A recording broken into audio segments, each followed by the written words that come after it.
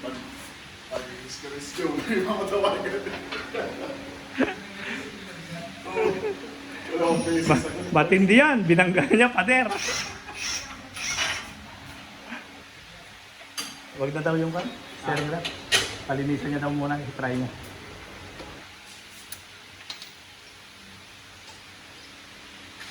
Yung axle na lang.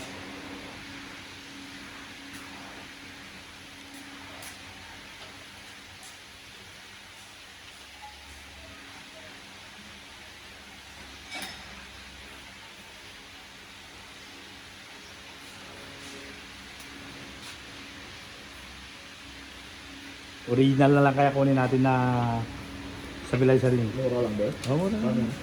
Mas mura kasi yan eh, yung duplicate. Hindi niya bagay eh. Tingnan natin.